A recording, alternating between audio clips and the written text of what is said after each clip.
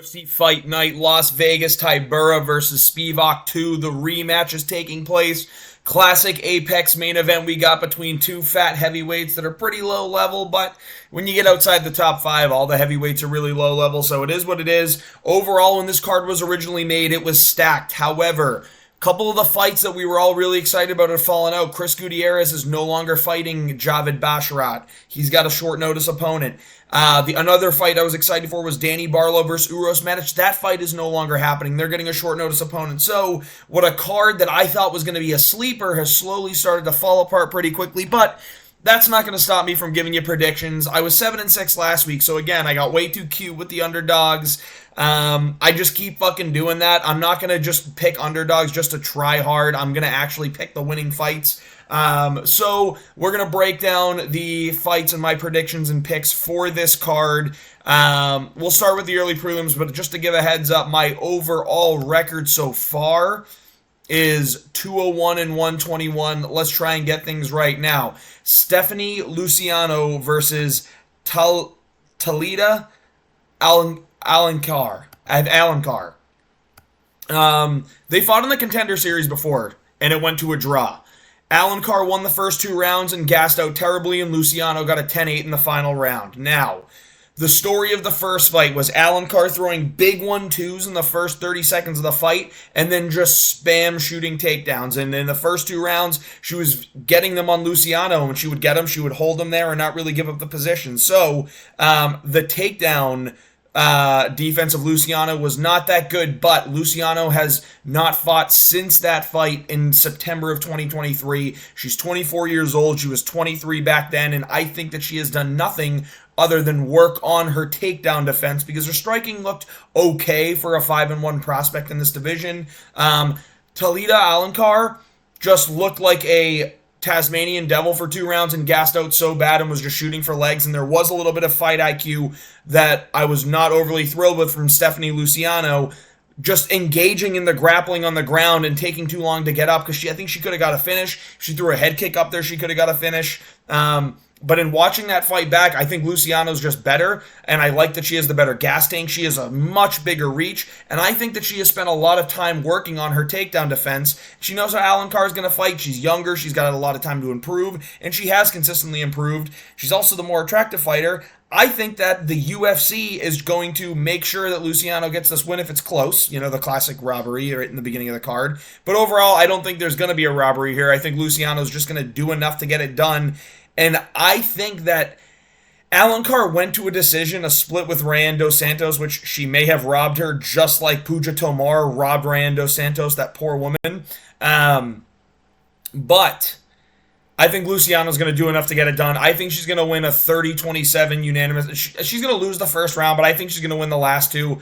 29-28, maybe a 30-27's on that judge's scorecard. There's a couple different ways. I think it's a unanimous decision. It's going to her either way. I think her striking, and she's going to win a damage-based decision. That wasn't really a sentence that was put together well. I think she's going to outstrike Talita Carr, stuff the takedowns, and win a damage-based decision. So I'm going Stephanie Luciano to start the card. Yusuf Zalal versus Jarno Aarons. I think Yusuf Zalal is actually ranked worthy at featherweight in terms of talent and skill. Now, I get it. He's got another fight or two to get there, but I think he will get there shortly, and I think he is very skilled, very well-rounded. His striking looks very good. It's slick, and his grappling has looked really good since his return. Now, he came back and beat up Billy Quarantillo bad. Now, I know that Jarno Aarons also just got a very impressive win over Steve Nguyen, who likes to go to war. But overall, I'm going to go with the skill level of Yusuf Zalal here. I do like Jarno Aarons. I think he's improving vastly. I do take Yusuf Zalal on this one, though. I think he's just the overall better fighter. I think his boxing is pretty on par with Jarno Aarons. I think he can use his kicks better, and I think his grappling is just much better than Jarno Aarons as well. I'm going with Yusuf Zalal here to win the fight. I'm going to pick him to get a rear naked choke in round 2. I think he's going to box with him on the feet for the first round, then he's going to mix in a takedown at the end, see how easy it was to get the takedown, and then he's going to go for it again in the second round, maybe against the cage, drag Jana Rounds to the floor, start working position. Jana Rounds thinks he can get up, gives up his back, Yusuf Zalal takes it, lands in the body triangle for like 30 seconds, and ends up latching up the rear naked choke. I'm going round 2 submission for Yusuf Zalal. Yusuf Zalal is going to get this one done. Janota Diaz versus Carl Williams. Now, I've really wanted to take Janota Diaz. I think his striking's really good. I think he's a very dangerous, powerful striker, and every round does start on the feet. But Carl Williams has showed us an ability to take big shots and still get takedowns. He did that against Justin Tafa in his last fight. Now, Diaz has looked really good in his 7 fights. In his last fight against Austin Lane, he beat the piss out of Austin Lane very easily. Carl Williams went to a dominant but boring decision with Justin Tafa. I think that Carl Williams is in shape, always prepared for the fight, and if this gets to a third round, I'm going to bank on Carl Williams definitely winning that round, and I think Janota Diaz is going to run into some issues as it gets later into the fight, especially if he has to engage in the grappling a lot. I'm going to go with Carl Williams to win this fight via 29-28 split decision. I think that Janota Diaz is going to have a couple of moments in some rounds that might get him a scorecard or two. But I'm going to go with Carl Williams to win this fight, and I think his grappling is what is going to get him there. I like Janota Diaz, and I want him to end up getting some wins. So if he wins, I'll be happy. But I am going to take Carl Williams here. It's not the fun pick. It's not the sexy pick. He's going to be the grappler. And I think he's going to get it done. So I'm going with I'm going with Carl Williams to win this fight by decision. Karol Rosa versus Pannie Kianzad. Karol Rosa looked really good in her last fight against Irene Aldana. Went to absolute war. Stood in there, landed great low kicks, was boxing with her. And I want to say prior to that Irene Aldana fight, now I felt super confident in Irene Aldana, and Irene Aldana did win. But other than that fight with Irene Aldana, Karol Rosa's had some close ones with some bad fighters. Now, she lost to Norma Dumont, got that cake, you know what I mean? She's got a lot of strength, and she's able to get people to the canvas and hold them there. But Karol Rosa beats the Jana Santos by split. I thought it was a very decisive decision. She beat Lena Linsberg in a majority decision, but she lost to Sarah McMahon in 2022. We're going to go to her other fights.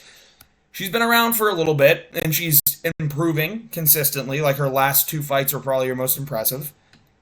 But, like, she beat Jocelyn Edwards, she beat Betch Kahea. Other than that, I mean, like, she's fought a lot of people in this division. Tamaras Vidal, easy arm triangle, Melissa Gatto in 2018. She's been more active recently. She had 3 fights in 2023. I like that activity. I really do. And I think her low kicks looked really, really good.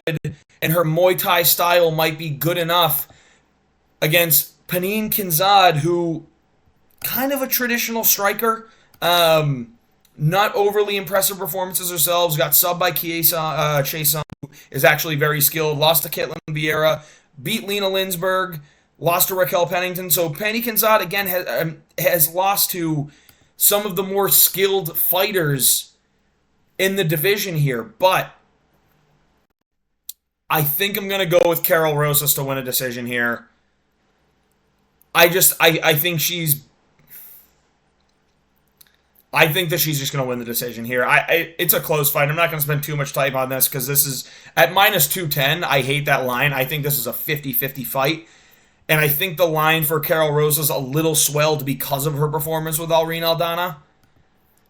But I think Pannie Kianzad is going to run into some issues here with those low kicks, and I'm going to go with Karol Rosa. I like her ability to grapple more than I like Pannie Kianzad's as well. So I'm going to go with... There are only 4 fights on the prelims. That's crazy. There's 10 fights total on this card. I told you, man, a lot fell through. But I'm going to go with Karol Rosa. And what do you know? I've picked all favorites so far in the card. But I'm going with it. Karol Rosa is going to win this fight. Next fight, Tashiyomi Kazama versus Charalampos Gregorio. Kazama's all right. Who am I kidding? He's terrible. I don't think that his grappling is good either, and I've actually seen Charalampos have some decent grappling and have exchanges with Chad and Hellinger, who's a tough guy to take down, where he's had some success in the grappling. I'm going to go with Gregorio. I think he's going to win this fight. I think he's in his prime, which is sad to see as an 8-4 fighter. Again, doesn't have the reach necessarily here, but I think his grappling is levels above Toshomi Kazama, and I think he's going to end up getting a submission in the... I'm going to go submission in the first round. I think that... Yeah, Kazama's coming off 2 KO losses in the first round back-to-back. Got KO'd by Rinya Nakamura, who can't get a KO finish. Literally can't, except for this one fight. But Rinya Nakamura is very good. And then he lost to Garrett Armfield, who's also very good, but he got knocked out in the first round. I think when it comes to the grappling, and again, Kazama, has jiu-jitsu, but I just don't think that his grappling game is that good. I'm going to go with Gregorio. I also think he's stronger, and his grappling is more of a wrestling style than a jiu-jitsu style. Let's go to his fight with Chad and Hellinger here real quick. I want to see the control time he had because I believe it was in round 2, and they opened up the main card because that's all that Chad and Hellinger's good for. Yeah, so Gregorio got some, grappling, but he wasn't doing enough when it got to the feet. I don't think Kazama's going to do enough when it gets to the feet. I'm going to go with Gregorio to win this fight, and I think he's going to win it by submission or decision. I'm gonna lean submission here in the first round. I think he gets it done against Toshomi Kazama. Chelsea Chandler versus Jana Santos. I'm gonna go with Chelsea Chandler. Now, I don't think she's that good at all, but I actually think Jana Santos is one of the worst fighters that we've seen, especially with how I don't think she's taking her career seriously anymore. I think she's going in there getting paychecks. She lost a split to Carol Rosa, which I thought she clearly lost. She lost to Holly Holm. She got knocked out by Irene Aldana. So again, these are tough fights that she's having, but she's not active. She had 2 fights in 2023, but she took the entire year off in 2022. Had 2 fights in 21, a fight in 2020. And again, it's just Chelsea Chandler's taller. She's rangier. She's younger, barely. And I think that she's a newer name in this division. I'm going to go with Chelsea Chandler to win this fight here. I just think she's going to get it done. She's coming off a win recently in 2024. She lost to Nora Dumont, but she KO'd Stoyarenko. She beat Josiane Nunez, who can throw some power. I think that she can survive from Jana Santos. I don't think Jana Santos is crazy power. I'm going with Chelsea Chandler to win a decision here. 29-28 split, get written all over it. Next up on the card. So yeah, this main card actually wouldn't have been... This main card would have been fucking sick, actually. Let's be real. It would have been sick if you had Chris Gutierrez versus Javid Basharat and Danny Barlow versus Uros Medic, and then you have this fight and the main event. This would have been a really good main card, especially for an Apex Fight Night. But unfortunately, we don't get that. I'm going Chris Gutierrez to win this fight. I think his low kicks are just going to chew up Quang Lee alive. Quang Lee, yes, is undefeated, but against who? Against who? And I get it, he has the longer range, but you're running into problems if you have longer range against Chris Gutierrez because he uses his kicks. He's not standing there and boxing with you. I don't think his boxing's that good. Now, if Quang Lee can get on the inside and avoid these kicks and check them and get boxing with Chris Gutierrez, maybe he has a chance, but I just don't think it's going to happen. He's got a consecutive first-round knockouts in LFA. He's got some finishes on his resume here, but I'm going to go with Chris Gutierrez. I think this guy's going to struggle getting takedowns too. I think Quang Lee's going to struggle getting these takedowns, and I think Chris Gutierrez is going to be able to work his low kicks really well, hurt the legs early, and end up getting a TKO in round 2 after the legs are beat up badly in round 1. I'm Chris Gutierrez, round 2 TKO. This should be an easy one here. Gutierrez has skill and was ranked at one point at bantamweight. Quang Lee's making his debut on short notice. I don't like this situation for Quang Lee. I'm going with Chris Gutierrez, round 2 KO TKO. Similar situation here. Danny Barlow is a fucking stud. He's really good. He's looked impressive in his past couple of fights. Against Josh Kinlan, he murdered that man. Murdered him. And then in the Contender Series, he had a sick knockout over 4. His striking is good. It's slick. It's powerful. And he's a southpaw, which is hard for some of these people to really figure out. But Nikolai Veretkov, he's taking this fight on a couple days' notice. He is a striker, and I don't like a pure striker going in there with Danny Barlow. I think Danny Barlow is going to outstrike a lot of people. Again, this guy fought UFL. Not a great promotion. United Fight League is not even on the level of LFA or Cage Warriors. It's not there. This guy lost to Michael Morales by decision on the Contender Series. But again, Michael Morales has improved significantly since that fight. I'm going to put Danny Barlow to win a first-round knockout here. I just think he lands a vicious combination that ends up putting Nikolai Veretnikov down. He's lost by knockout once. He's lost by decision twice. He's also lost by submission once. This guy can be finished. And I think he's just, again, taking it on short notice. A guy out of Kazakhstan that I'm sure is durable and I'm sure has a place in the UFC down the line, but right now is not the time. It's Danny Barlow's time. This guy's 34 years old, too. Danny Barlow is 29, entering his prime, and he's only 8-0, so, like, he's getting there. Give him 2 more years. He'll end up with a couple more fights on his record. But I think Danny Barlow's going to get this one done with a clean 1-2 down the pipe that's going to shut the lights out of Nikolai Veretnikov. Danny Barlow by knockout. Now we got Damon Jackson versus Chape Mariscal. I'm going Chape Mariscal. Damon Jackson wins his fights when he can implement grappling and do it successfully. I don't think he's going to do that against Chape Mariscal. Mariscal is a very strong, low-to-the-ground featherweight. His striking's better than Damon Jackson by a lot. But even if they engage in the grappling, like Damon Jackson isn't dangerous until it gets to the floor, and Chape Mariscal is hard to get to the floor. He's the guy that will hold you up against the cage in the clinch. He's the guy that will tie you up in the clinch. He's going to be a hard guy to get down, and I don't think Damon Jackson's game in the clinch is that good at all. I think Chape Mariscal is much better in the striking. I think he is in the clinch much better. And I think in terms of getting the fight to the canvas, Chape Mariscal can get it to the canvas. Damon Jackson has some submissions, but I don't think he's submitting Chape Mariscal. I think Mariscal is going to stay on the feet and piece up Damon Jackson this whole fight. Damon Jackson is going to wilt, and Chape Mariscal is going to end up getting a TKO in round 3. Chape Mariscal, TKO, round 3 is the pick here. I feel extremely confident on this one. This is the lock of the card, is Chape Mariscal. And lastly, Sergey Spivac versus Marcin Tybura. I'm going with Marcin Tybura, man. Now, Sergey Spivac can absolutely get this to the ground, and we've seen situations in which Tybura can be beat when he's on the ground, but he seems to find his way back up. I like Tybura having sneaky cardio for being as out of shape as he is. Spivac has no striking. I like Tybura's striking a lot better. I think he has better kicks, and I think that in the clinch, Spivac might run into some issues here getting Tybura to the ground. I think he will. And I think Tybura's coming off of some wins recently here. So he's fought, and again, he got knocked out by Aspinall. Welcome to the club. So did Sergey Spivac. But since that knockout to Aspinall, like he sub-tied Tuivasa in a round in March, so there's activity here, and he got a first-round submission against a ranked weight.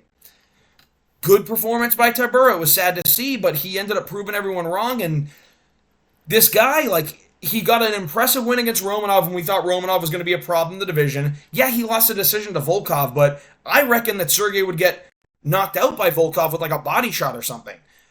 Tybura beat Blogi Ivanov. Like the wins against Romanov, Ivanov, Tuivasa, those are the, like, really Ivanov and Romanov are the kinds of guys that Spivac fights more like than anyone that Tybura has recently fought.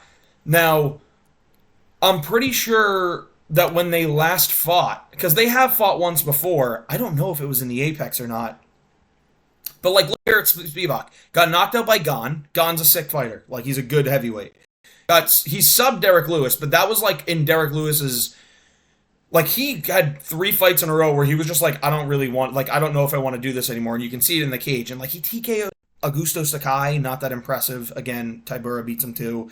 He knocked out Greg Hardy. Welcome to the club. Greg Hardy sucks, and the only people he can knock out is his wife. Got UD'd by Alexei Oleinik. Not a good look. And again, he also got knocked out by Aspinall. But back when they fought in 2020, he lost to Tybura. Tybura has the game plan. Tybura's going to be able to beat him. I think Tybura's going to get taken down once or twice.